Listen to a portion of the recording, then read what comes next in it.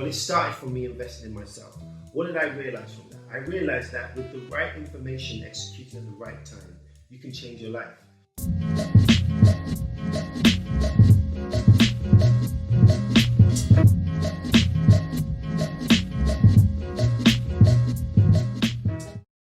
Welcome, Zalon. Thank you for your time. We appreciate you on this back. Thanks for having me. No problem. I guess we'll kind of get straight into the interview.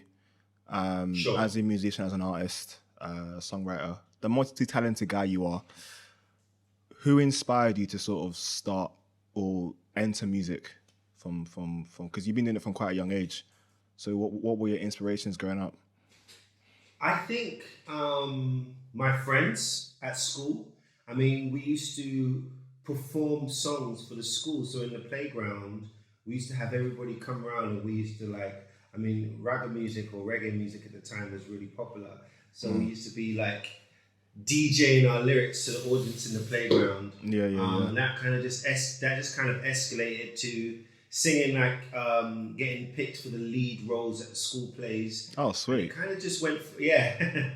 So, cool. I was Samson. Oh, really? I rate that. I do rate that. I was Fizzy in, what is the program called? It's when the children act as gangsters. Bugsy Malone. Okay. I was the Tin Man in The Wizard of Oz. Oh wow. Okay. I've got some pedigree. I've got some pedigree on the line. I respect that. You know what I'm saying. I'm expecting my Oscar soon. You know what I'm saying. That's cool, man. I'm the guy who had the triangle, so I don't know if I can talk to you like that. You can't talk to me. You got to send a message through somebody else first. Hey, that's calm. It's respect. No, I respect that, man. That's cool, man. It's good to know, like, early on you were doing a lot of, like, acting from an early age, but then a lot of it being musical sort of gets you into that. Did you have any family influences that were helping you out, or anyone that you sort of were doing it with? Yeah, so my dad was a reggae star in the 70s. He had a song, his name was Dr. Montado, and he had a song called Best Dressed Chicken in Town. Oh, wow. Okay. You know, they were amongst the generation that helped to bring reggae to the world. So obviously, he's a legend in that sense for bringing a culture, you know, a style, a music genre. And then my sister's dad was in Aswad. So don't turn around and shine like oh, wow. Oh, really? That's cool. Yeah, so music was always around me, and it was just a beautiful, growing up, because music was something I was so passionate about. But I would often dream and pray about the possibilities of being an artist one day. So I respect that. I'm here. I respect that, man. So I know you had you started touring from quite a young age. I think it was 20 with your brother, I believe. I started touring. I started touring officially when I started working with Amy. Okay. That was in 2006. No, actually, no. You're absolutely right. I started doing tours around the UK much younger than that. Oh, really? Than that.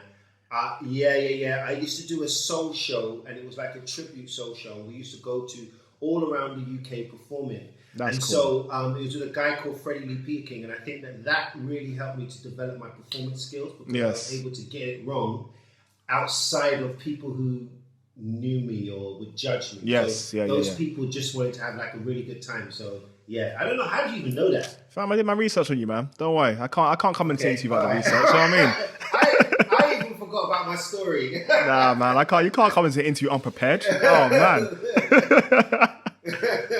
But that's cool, man, because obviously with that early start, as you said, you got light to get the kinks out early, and it meant that as time went on, you became a lot more seasoned at your craft. By the time I hit London and I came on the scene, I was quite seasoned, because I had quite a few years of performance underneath my belt.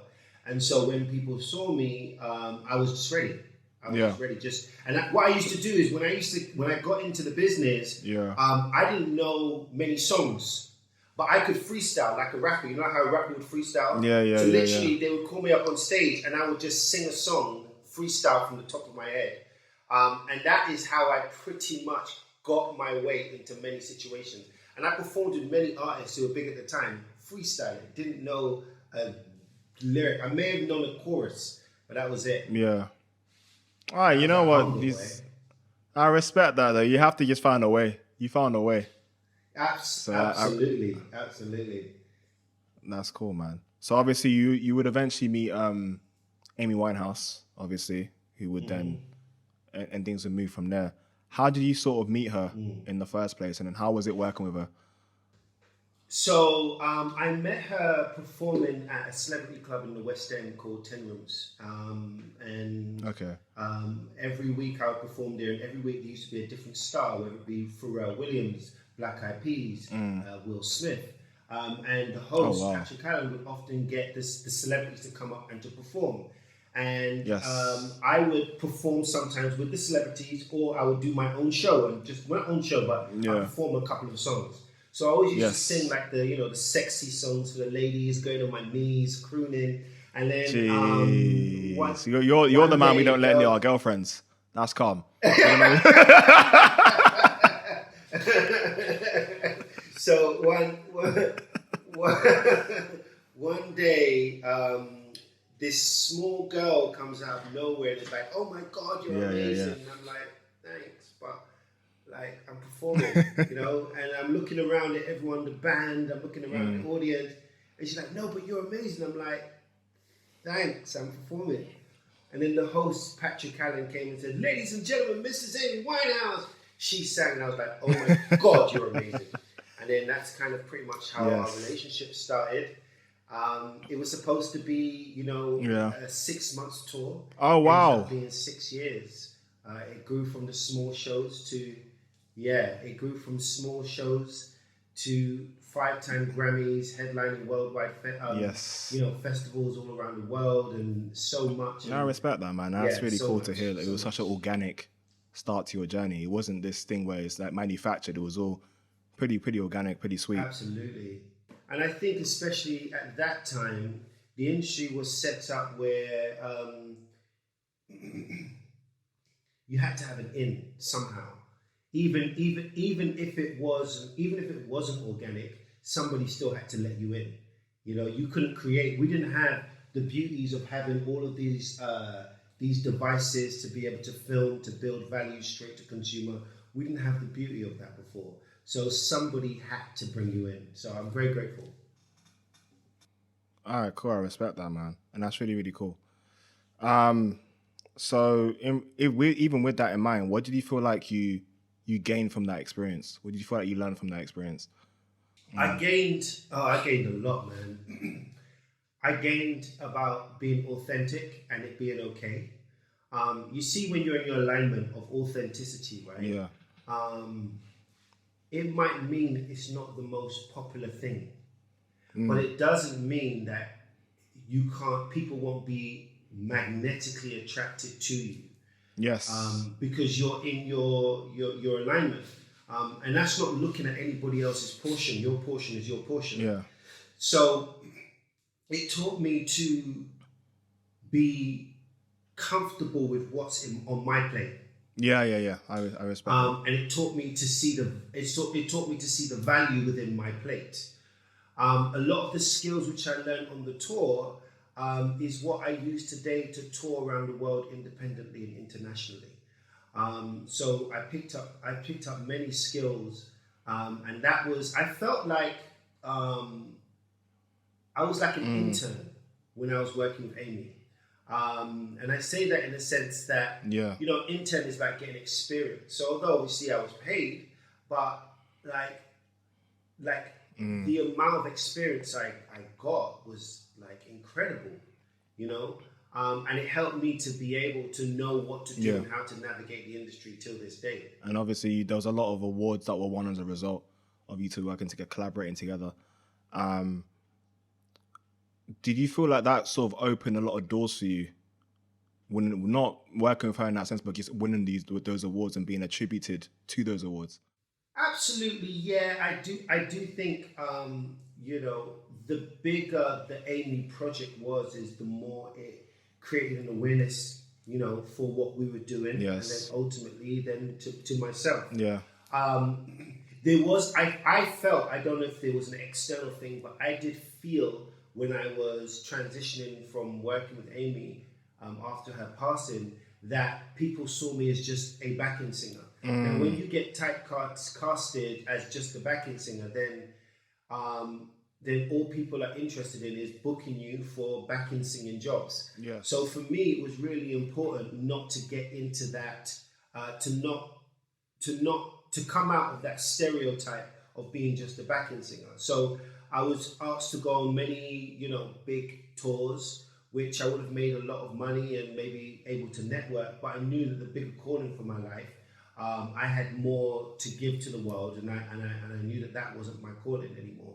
Um, so you know, when Amy initially asked me, well, I got some phone calls initially, uh, you know, people asking me to perform with Amy, and I said, I'm not a backing singer, I'm not going to do it. And it's when she called me up and said, baby, will you come on the road with me? I said, oh, all right then, you know, because it was her and I had a relationship with her. So, but she understood that my journey was not about me being a backing singer, which is the reason why she signed me to her label.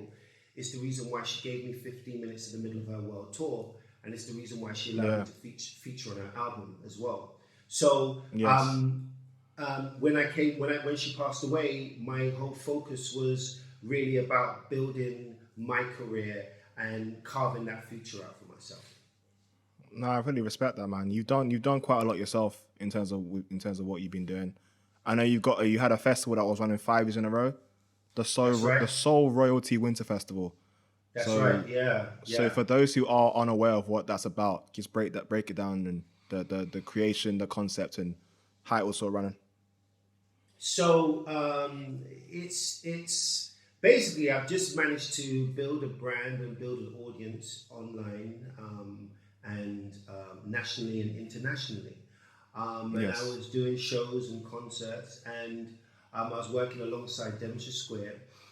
And I just wanted to expand it. I've been fortunate enough to be able to travel and to tour around the world, but I know there's many talented people and artists that I grew up with, who are equally as talented, far more talented, and they just don't have the opportunity. So I created this festival for a number of reasons. One, because I wanted to put soul music back into the international platform. I wanted to raise the vibration of soul music because I'm a soul man and I love soul. Two, I wanted to create an opportunity for the world to see great talent from the UK. Three, I wanted the talent in the UK to have another platform to be able to share their music and expression. And then we wrapped it up with doing a good cause for charity for the homeless. So we worked with the biggest homeless charity, the Connections charity in the UK, raising money and creating awareness for the homeless around the Christmas. So we've been doing that for 5 years. We live stream it, so you know, we set up cameras, we live stream it, so people can tune in from all around the world, and the numbers keep on growing. So we're really proud of it. We're really proud. It's my little baby that's growing, you know. Yeah, I respect that fully, because we like nothing the size of a festival, but we did a show last year. Basically, we just called it Jollof Wars, so it's basically just who makes the best jollof. But even within that, we had 4 or 5 music acts that we were able to sort of put on the stage and like show them off as well. And notice how people just come through and see people for the first time. So I sort of understand I listen from a small perspective, like how you feel about the festival and how proud you be of it when you sort of create something from scratch. Absolutely, it's very tiring. I have a friend that I've known for many years, and I hired them to run the event last year. And they couldn't believe that because I've always had a team, but I was the major one driving it. They couldn't believe that I was like doing all of this organization and going on at the end and doing a headline concert for like 2 hours. They just couldn't believe that I was doing that. So, you know, as we expand, we grow, we learn, we implement new things, you know, so yeah. I respect that, man. And you've released music of your own. I took a listen to Dear Love, Erica, and the two albums. I actually enjoyed them when I was listening to them like the last Thank couple of you. days. I was like, Thank you. cool. Do you have any plans to sort of release more music up soon, or? I do. I do. Currently, I am working on a project. I'm launching a new project called the Soul Royalty Artist Academy. And the basis of that is when I was younger, I was kicked out of a group for not being a strong enough singer. Oh wow. Okay. My manager at the time was my vocal trainer. And he basically gave me skills and tools to help me to develop my voice. I invested in myself. And from that investment, like 4 years later, I opened my own singing academy. 3 or 4 years later, I opened my own singing academy. I think it's about that time, but yeah, I opened my own singing academy. And then from there, obviously, I worked with Amy. Then worked with Amy, I now tour around the world, and I have my own festival, etc. But it started from me investing in myself. What did I realize from that? I realized that with the right information executed at the right time, you can change your life. So once again, in order to be able to create to inspire the new generations, I want to be able to provide the information and teach people what I've done. Like, how do you tour around the world? How do you do these things? How do you set up your first show? How do you make money from music? So I've created like an academy. So I'm currently doing an online academy, which basically just teaches artists how to how to turn it into like a business. So I worked out in all my years for doing music, there's 7 key stages for every artist. I didn't know that. And if you don't know the 7 steps, then you end up feeling lost or deflated. But if you know that each step that you're going through is a natural progression to the next one, then you know where you are, where you're going, and what you're aiming for. So that's what I'm working for. We are launching this month. So this month being August 2020. So if anybody, if you see this at any point in the future, it's out now. So go and check it out if you're a singer and you want to build your career. Yeah, we'll put the website in the link below. Thank you. So, I said that to say this is the focus at the moment. Once it's launched, then I'm going to be working on music. And I can't wait.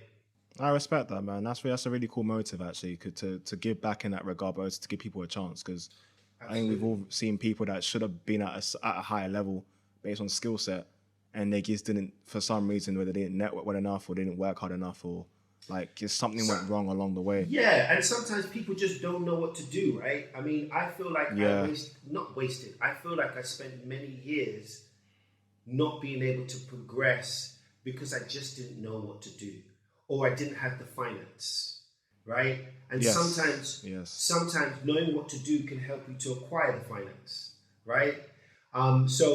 Yes, I agree. Like, I spent many years, but in me giving back, it gives all of that journey, all of those trials and tribulations, me going up against brick walls, it makes it worth it, because then it means that I've learned a lesson to be able to pass on. If it's just for myself, then it's just like, okay, well, it's just for me. But by passing it on, it means that people can leverage the years spent working stuff out and save them time. Yeah. And this is one of the most beautiful times ever. Like, look, we are on now. We have like devices that can connect to hundreds of thousands, millions, billions of people for free. Yes. Never in the history of mankind have everybody been able to communicate their value, their uniqueness of what it is that they do, and pass it on to people all around the world. And remember, it also creates legacy. So this interview, once we put it out, it belongs to the universe. We don't know. Yes. 2 billion years, there could be people studying our work here. This is what I'm saying. This is one of the greatest eras that we're in. And we have some of the greatest inventions ever created by man, because it allows us to add value for a legacy.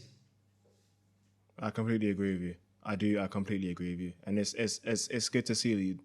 So as you give back, you're sort of looking at the future. You're sort of planning for the future, but also looking Absolutely. Just because you never know. Like, everyone just needs that moment. Everyone just needs that chance. Like, it doesn't always take too much. It just needs an opportunity. So for you giving the keys, the steps through your academy, that they'll be able to learn and potentially take it on to the next level, maybe have their own moment, their own story. Let me just add something for context with this, right? So I released a video called "You Let Me Breathe." It was a tribute to Amy Winehouse when she passed away. I released it a year after she passed away, and there was no big PR, no big press or anything. I just looked on it the other day. It has 1.2 million views, and that's taken 7 years for it to arrive there. But each week, people discover it. They become fans of mine. They follow me, and I'm saying that's exactly what I'm talking about. We're in the era of you've created something 7 years ago, and it's still adding value today. It's still adding value today, and in the future, it will still be adding value. So for me, that was like a real big lesson in understanding. Like how we create value and content in this digital world for a lifetime. Yeah, I completely respect that. So over the course of our conversation, we've also had the unfortunate passing of Chadwick Boseman, the Black Panther.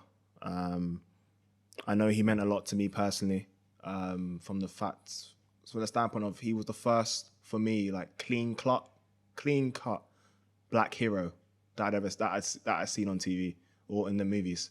Like a lot of the black heroes had like an edge to them or weren't living the life they should have been living. But his story, he was just a very clean cut hero. What did he mean to you as from a movie point of view and just from a, I guess, as a black man in the UK? What did he mean to you? I think he was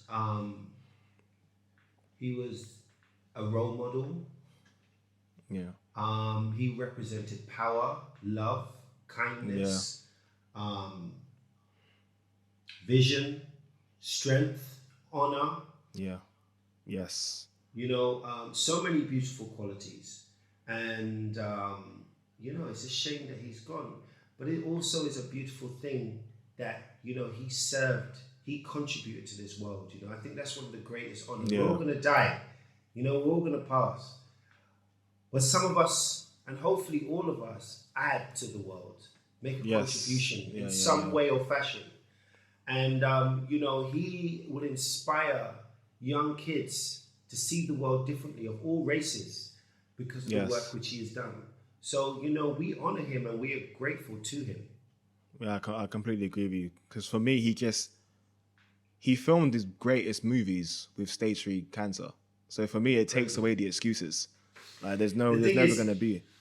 Absolutely. The thing is, I was a carer for my sister when she had cancer. She passed away. Oh, wow. So I know what, when you're going through cancer, what that battle is like. It's hard. Yes.